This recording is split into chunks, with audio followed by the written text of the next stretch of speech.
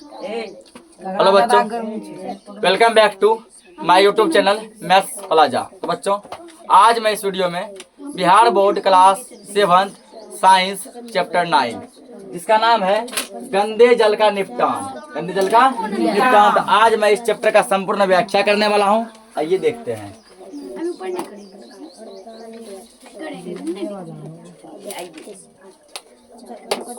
तो चैप्टर जो है हम लोग समझेंगे ध्यान से। अब देखो क्या दिया इसमें। गोलू हमेशा की तरह अपने दोस्तों के साथ स्कूल जा रहा था। स्कूल जाना हम लोग का रोज का काम है ना।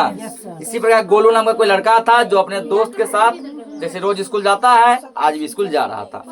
रास्ते में अचानक उसका पैर केले के छिलके पर पड़ा और वह सड़क किनारे बह रही नाली में जाके गिरा। ठीक ना। तो ये केला का छिलका कहाँ था? रोड पे फेंका हुआ था। उस पे पैर पड़ा और सड़क के किनारे जाकर नाली में गिर गया। ठीक ना। उसके कपड़े गंदे हो गए। वो पूरा रोते हुए घर गया बेचारा। अरे कैसे कैसे लोग रहते हैं यार यहाँ। ठीक ना। जो सड़क पर कचरा फेंकते हैं। ठीक। ऊपर रोते रोते घर गया। तो कैसे कैसे लोग हैं यार यहाँ जो सड़क पर कचरा फेंकते हैं। उदास मन से वह वापस घर लौट गया। घर पर उसने अपने शरीर और कपड़े की पूरा सफाई की। पूरा जो डब शैम्पू लगा चकाचक साफ किया। ठीक ना। दूसरे दिन वह स्कूल गया और अपने शिक्षक से कल की घटना के बारे में बताया। क्या बताया सर? बोला कल कहाँ तुम स्कूल आया था? तो ऐसे ऐसे बात हम आ रहे थे स्कूल। ठीक ना। रास्ते में नाला में गिर गए। पूरा कहानी बताया, नाला में गिर गए।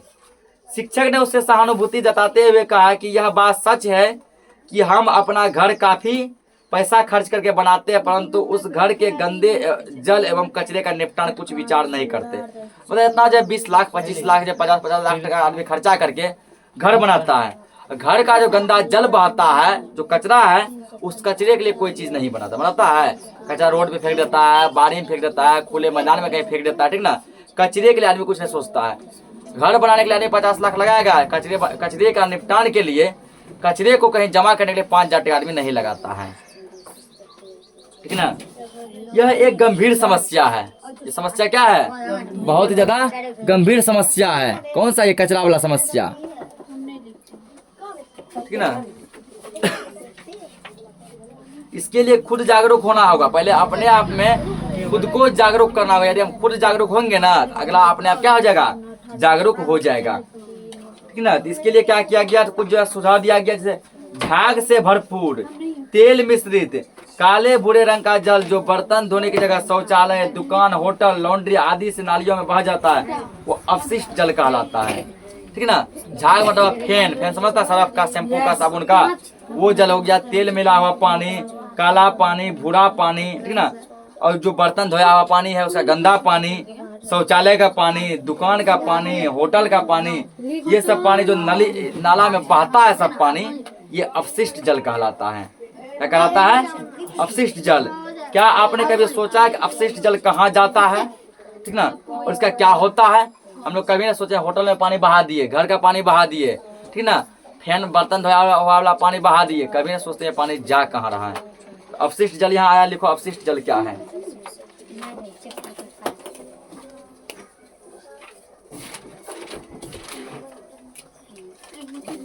अपशिष्ट जल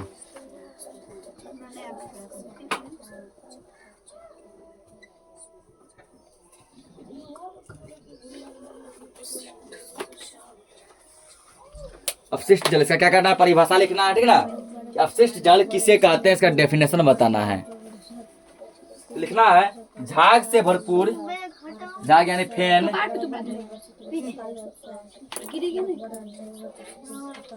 झाग से भरपूर कोमा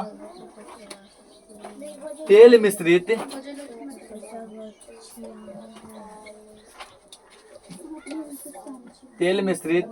कोमा काले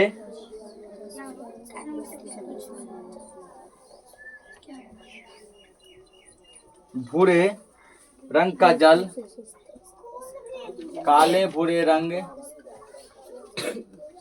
का जल जो बर्तन धोने की जगह,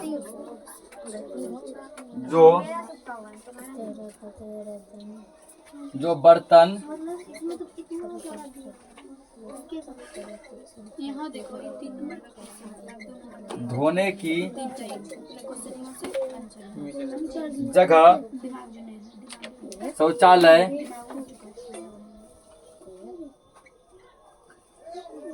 शौचालय, दुकान, दुकान, होटल,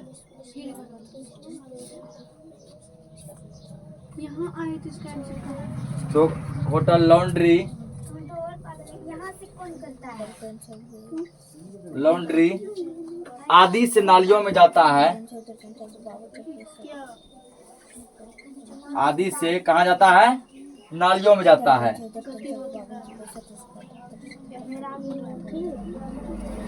नालियों में जाता है,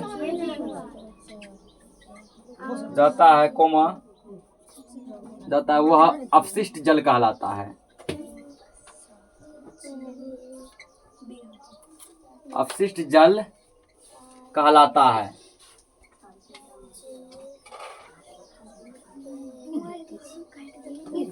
कहलाता है।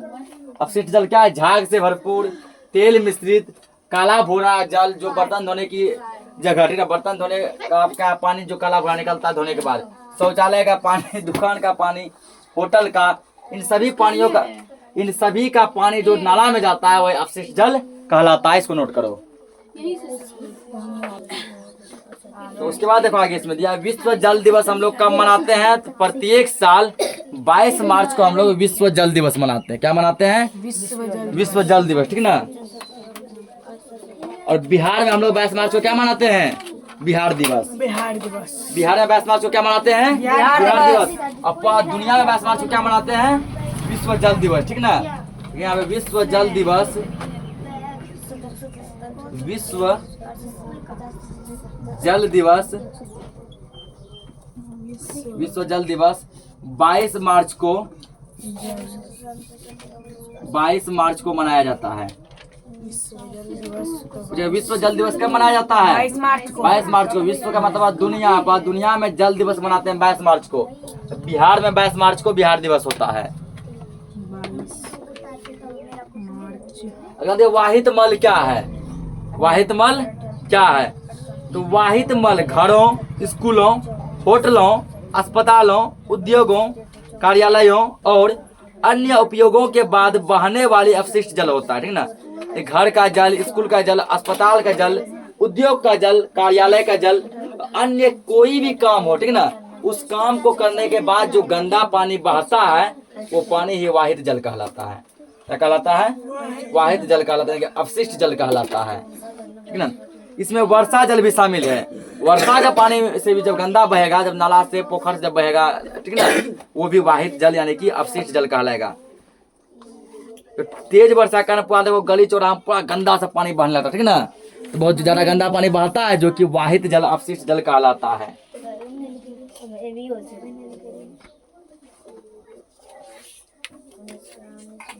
तो इसमें अधिकांश जल होता है जिसमें घुले हुए और निलंबित अपद्रव्य होते हैं। ये अपद्रव्य संदूषक कहलाते हैं, ठीक ना। ये जो है वाहित जल होता है, अपशिष्ट जल, इसमें बहुत प्रकार के जल मिले होते हैं। कोई एक जल नहीं होता है, बहुत प्रकार के जल मिले होते हैं। स्कूल का, घर का, कार्यालय का, वर्षा का, सब पानी मिला होता है, ठीक ना। उसके बाद इसमें और क्या क्या मिला होता है? मानव मलमूत्र, ठीक ना, मानव का मूत्र मिला होता है, तेलीय पदार्थ मिला होता है, फल और सब्जी का कचरा मिला होता है, ठीक ना। ये सभी चीज उसमें क्या होता है? मिला होता है। कुछ जीवाणु भी ऐसे जल में पैदा हो जाते हैं जैसे हाइजा और टाइफाइड। टाइफाइड का रोग किससे पनपता है? तो गंदा पानी, ठीक ना। गंदा पानी में जो मच्छर जो आता है, ठीक ना, वही मच्छर आके क्या करता है, हम लोग काटता है, हम लोग बीमार क्या हो जाते हैं, शिकार होते हैं। डेंगू का नाम सुना है ना? ये सब भी होता है। इसलिए हमें क्या करना चाहिए, ठीक ना, अपने घरों में या कहीं पर भी क्या करना चाहिए? एक सोख्ता गरवाना चाहिए। सोख्ता सुना ना बोल चाल के भाषा में? पंचसोखा। क्या करना चाहिए हमें? पंचसोखा गरवाना चाहिए, जो क्या करता है? पानी को सोख लेता है, ठीक ना, और टोटल कचरा उसी में जमा रहता है, कहीं और जो है नहीं फैलता है, ठीक ना। तो ये पंचसोखा कुछ इस टाइप का होता है। ये पंचसोखा हमें क्या करना चाहिए? प्रत्येक के घरों में, अपने अपने घर में हो, स्कूल हो, दुकान हो, कार्यालय हो, होटल हो, कोई भी हो, ठीक ना, उसका पानी नाला में नहीं बहना चाहिए, बल्कि एक पंचसोखा ऐसे गरवाना चाहिए। इधर उधर ज्योतियों नहीं बहना चाहिए। अगर दूषित जल का सही ढंग से निपटान ना किया गया तो सड़कों तथा अन्य स्थानों में असावधानी पूर्वक फेंकी गई प्लास्टिक की थैलियां अक्सर बहने वाले जल में जाती है। सड़क पे जो हम लोग क्या करते हैं, जो प्लास्टिक फेंकते हैं, जो पन्नी फेंकते हैं, वो इसी गंदे पानी में, नाले में क्या होता है, बहकर जाता है, ठीक ना। इसी गंदे पानी में, नाले में क्या होता है, बहकर जाता है, जिसके कारण नाला क्या होता है, अवरुद्ध हो जाता है। अवरुद्ध मतलब नाला का ढक्कन जाम हो जाता है। नाला का ढक्कन क्या हो जाता है, जाम हो जाता है। और जाम होने के कारण जो है वो गंदा पानी अब क्या होता है, तो नाला के जो है छेदा जो होता है, हॉल, उससे नहीं बह पाता है, ठीक है, क्योंकि ढक्कन तो जाम हो गया उसका, तो मुंह जाम हो गया, तो वो पानी नाला से बाहर निकल के पास सड़क पे फैल जाता है, पूरा बदबू करता है, गंदगी करता है, ठीक ना। और हम लोग क्या करते हैं, उसको देखना तक जो है अच्छा नहीं समझते हैं, और फलस्वरूप क्या होता है उसमें जो है ना पूरा रोग बाग, मच्छर, मक्खियाँ, कीट पतंग, ठीक ना, ऐसे क्या होते हैं, छोटे छोटे जीव जंतु, जीवाणु, विषाणु पैदा होते हैं जो हमें काटते हैं, हम लोग बीमारी का शिकार हो जाते हैं।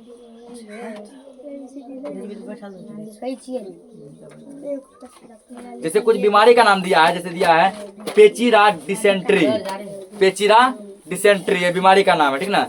इसका क्या लक्षण है, पेट में मरोड़ के साथ जो है बार बार दस्त का होना, बार बार क्या दस्त होगा, ठीक ना। तो ये क्यों होता है, तो दूषित जल का सेवन, गंदे पानी पीने के कारण। इसका रोकथाम क्या है, तो हमेशा साफ पानी पियो। अगला आता है खुजली, ठीक ना, तो दूषित जल से नहाएगा तो खुजली हो जाएगा, इसलिए हमेशा साफ पानी से नहाओ। अगला आता है हैजा, ठीक ना, लगातार दूषित जल एवं भोजन का व्यवहार करना, हाथों को नहीं धोना, ठीक ना।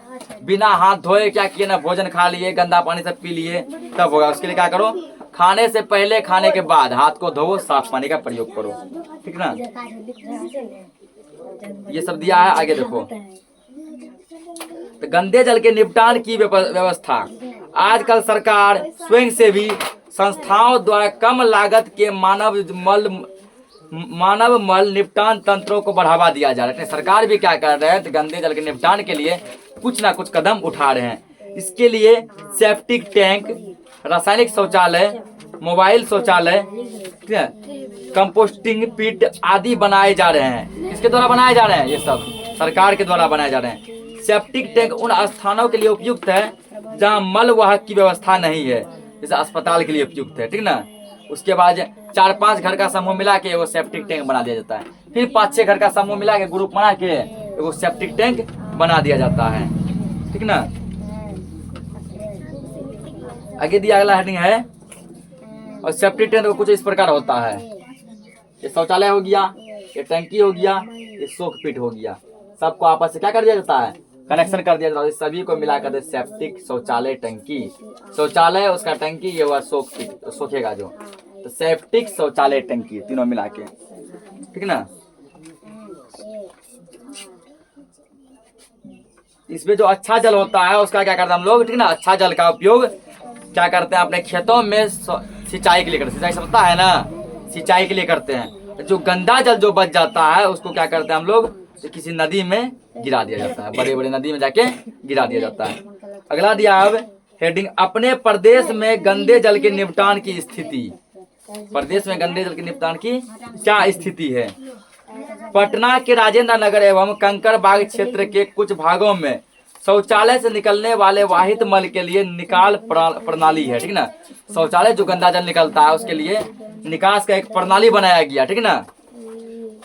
शेष अन्य जगहों में वाहित मल एवं अन्य गंदे जल के निपटान के लिए ही जल निकास प्रणाली है।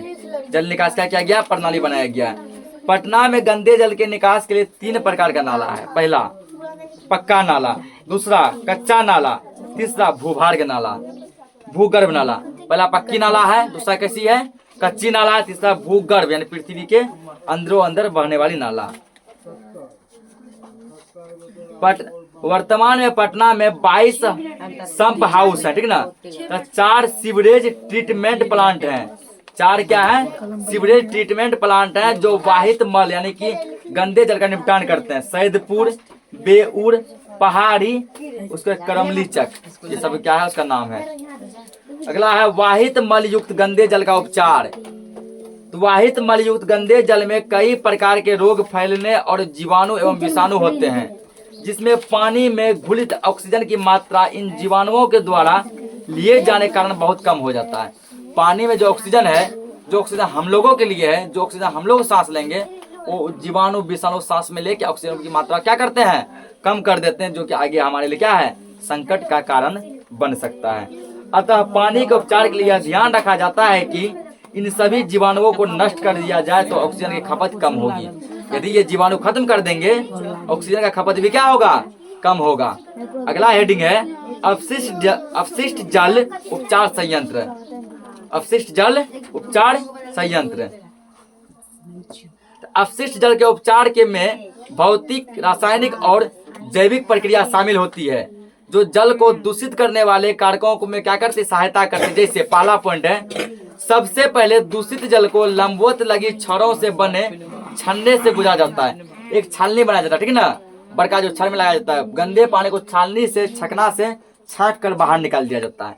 इससे दूषित जल क्या होते हैं, उपस्थित कपड़ों के टुकड़े, डब्बा, कंकर पत्थर, प्लास्टिक के पैकेट, ये सब क्या होते हैं, छलनी में ऊपर रह जाते हैं और जल क्या हो जाते हैं, बाहर छन जाते हैं, ठीक है ना।